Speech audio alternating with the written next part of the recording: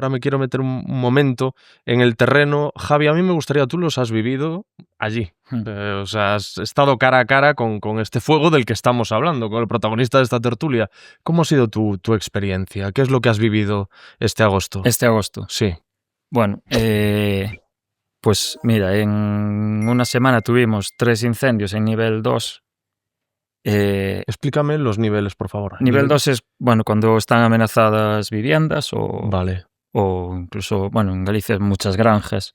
Hay granjas por todas partes, que es otro problema que también habría que extenderse en otro, bueno, en otro contexto. Pero eso, pasan a nivel 2 al cabo de media hora de darse la alarma. O sea, hay un problema grave de la vegetación, del exceso de vegetación. Está el monte infraexplotado, digamos, pero hay un problema muy grave de la ignición, que son las causas antrópicas, la mano del hombre. En nuestra zona hubo muchísimos incendios provocados por negligencias, muchos. Negligencias a sabiendas de que se estaba haciendo una negligencia, además. Porque... O sea, eso ya no sé si es negligencia o es... Claro, o irresponsabilidad. Claro. Porque a mediados de julio empezamos con un incendio en mi zona de, bueno, una máquina que estaba recogiendo la hierba a mediodía con la temperatura a tope, y es una máquina que coge muchas revoluciones y a nada que toque una piedra o algo en la hierba seca, pues... Una desbrozadora. No era una desbrozadora, creo que le llaman hileradora, bueno. La gente no va suficientemente preparada a hacer esas tareas. Vale. Creo que hay un poco de falta de percepción del peligro. Y no sé si esta oleada de incendios va a cambiar eso. Siempre pasa que durante un tiempo, hasta que se olvida, sí se toman más precauciones, pero es que fue ese incendio, a la semana otro y otro, todos trabajos agrícolas en horas de máximo calor, que entiendo que esos trabajos hay que hacerlos y es la época de recoger la hierba seca y estas cosas, pero igual hay que empezar a tomar medidas, pues igual que después aparecen esos mismos vecinos con sus tractores, con las cubas, con agua, a ayudar, pues a lo mejor ya tener el tractor allí con la cuba, con agua, el momento que se va a hacer el trabajo, porque lo que pasa es que la hierba seca parece que no hay mucha vegetación y eso es dificilísimo de apagar. O sea, ya nos cuesta a nosotros apagarla. Imagínate un agricultor que sí que lleva un extintor en el tractor, pero que vacía el extintor y eso no hace absolutamente nada. Entonces, bueno, nos encontramos con situaciones bastante complicadas, muy desbordados siempre, porque como había tanta simultaneidad de incendios, no había medios. Porque sí tenemos un servicio que grande, bastante bien preparado, hay que mejorar mucho, hay que tener a la gente, los que están 8 meses hay que tenerlos 12 meses trabajando. Pero al haber tanta simultaneidad es imposible estar en todos los sitios. Y claro, hay incendios que a lo mejor con un par de descargas de medios aéreos pesados, grandes, lo paras, así en un primer ataque, pero como no tengas esa descarga en el primer momento ya tienes un incendio que se va a hacer muy grande, porque cogen una velocidad endiablada. No llegaron a 25 km/h, pero bueno, tuvimos un incendio muy cerquita de donde tenemos nosotros la base que ardió en un par de horas, ardieron 600 hectáreas. Y pasando muchos núcleos de casas a los que llegábamos tarde nosotros. Ya había perdido la casa. No se perdieron casas ahí, pero llegábamos y ya había pasado. Quizás en ese incendio, por ejemplo, tuvieron suerte de que pasó demasiado rápido el fuego. Entonces, porque estaban hasta las paredes de las casas negras. Que pasa que pasó demasiado rápido y yo creo que fue un poco lo que pudo salvar esas construcciones. Pero es demasiada tensión. A nosotros, claro, somos los que estamos allí, cara a cara, con los vecinos. Y muchas veces la toman con nosotros. ¿Ah, sí? Sí. No es culpa de ellos, no es culpa nuestra. A veces es culpa de declaraciones irresponsables que se hacen, pues como esta semana hizo la líder del Partido Popular de Valdeorras, que es uno de los pueblos más afectados por los incendios, hizo una publicación en su Facebook que decía que la culpa era de los incendiarios y de algunos miembros de las brigadas.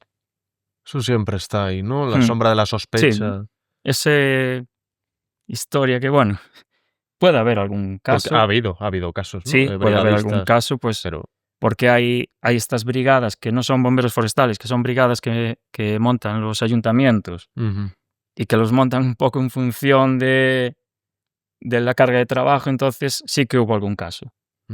Porque un loco lo hay en cualquier sector. Claro. Y, bueno, en todos los sectores hay ovejas negras, digamos.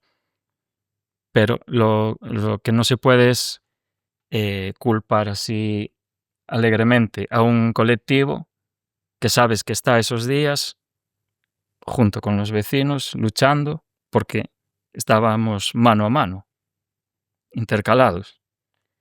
Y bueno, se generaron situaciones de bastante tensión. Siempre hay quien te culpa por llegar tarde. Lo que no saben es que a lo mejor llegamos tarde porque venimos de otro. O sea, y bueno, esto supongo que el psicólogo después lo comentará, pero nosotros nos lo llevamos para casa y a veces estas olas de incendios se hacen muy largas mentalmente. Luego, si quieres, tú puedes hacerle las preguntas que consideres al psicólogo. Has hablado de tener que gestionar la ira de los vecinos, comprensible hasta cierto punto, Sí. pero luego también tienes que gestionar el dolor de los vecinos, que supongo que cuando llegan, pues tiene que ser... Sí, y el dolor de los vecinos y el nuestro propio, porque somos un colectivo que en su mayor parte nos llevó ahí la vocación y el amor por la naturaleza. Y creo que hay un término en psicología, creo que es solastalgia o algo así, que es ese sufrimiento por ver la pérdida natural, la pérdida de tu entorno natural y estas cosas. Y estás trabajando y a lo mejor estás 10 horas trabajando y tienes que estar evitando ese pensamiento porque sobre todo los que yo tengo animales y nos duele mucho ver animales quemados o ver animales escapando del fuego y metiéndose en otro sitio peor y que no has hecho nada, y es un montón de situaciones que se te acumulan aquí y bueno, nos pesan. Y ahora después de... Ahora esto ha amainado mucho. Sí. ¿Tú cómo lo gestionas ahora? ¿Te recuperas? ¿Necesitas un tiempo, imagino? Sí, te recuperas. Porque bueno, yo ya te digo, llevo bastantes años. Yo viví alguna situación que me costó superar, porque yo en 2006 sufrí un atrapamiento junto con otros 2 compañeros. Muy duro, porque bueno... Que no, atrapado, que no podías... Sí, o sea, estábamos apagando una ladera, un frente de llama, y éramos los 3 que íbamos en la punta de lanza, al principio de la manguera. Y de repente nos quedamos sin agua porque estaba ardiendo, ya había ardido el tramo de manguera, ya no teníamos agua y habíamos venido otro frente justo por detrás y teníamos frente por arriba, unas llamas muy altas, mucha radiación y bueno, pues llegamos a despedirnos entre nosotros porque era, de aquí ya no salimos. Uno de ellos se puso súper nervioso, quería colocarse la mascarilla y tal, y al quitarse los guantes, pues todas las manos llenas de ampollas de la radiación que había. Bueno, fue muy, muy traumático y nos salvamos porque cuando habíamos llegado a ese incendio, que llegamos en helicóptero, yo me había fijado, mirando desde la ventanilla del helicóptero, que había un bulldozer trabajando. Y entonces, en ese momento, pues supongo que el instinto de supervivencia me vino a la cabeza la imagen y dije, ahí arriba tiene que haber un corte de un bulldozer. Y bueno, pues eché a correr, monte arriba hacia lo verde, que es lo que nunca se debe hacer en un incendio. En un incendio hay que ir siempre hacia lo quemado y hacia abajo. Sí. Pero bueno, era ya la desesperada, solté todo lo que llevaba para correr más y encontré el corte del bulldozer. Volví a buscar a mis compañeros y salimos por ahí y corrimos por el corte del bulldozer escuchando el fuego detrás, que el sonido de esos incendios es terrible. Y ese sonido es lo que después escuchaba yo por las noches durante una temporada que despertaba con mucho calor, tal, problemas de sueño durante igual un par de meses o así. Pero bueno, en el momento piensas, no sé si me merece la pena por lo que cobro pasar estos sufrimientos, porque, vale, un día es eso, otro día es un susto con el coche, otro día es, no sé, no hay muchos accidentes para los riesgos que corremos. Y entonces te planteas, dices, por 1.000 y pico euros que estoy cobrando, igual me compensa buscarme una cosa más tranquila. Pero vuelves porque, bueno, es vocacional y al final, pues, es lo que te gusta hacer. Pues un testimonio tremendo. Yo considero además que es importante y que es necesario para tu gremio y para que la gente entienda realmente Sí, sí. el valor de lo que Es eso. hacéis. Porque lo que tú dices, no, a veces con estos mensajes de odio que se han ido transmitiendo como que se desvirtúa, ¿no? Sí. Nosotros ahora, hace unos días, éramos los héroes. Ujú. Y no nos gusta ser los héroes durante unos días porque ni somos héroes en ese momento ni somos villanos después.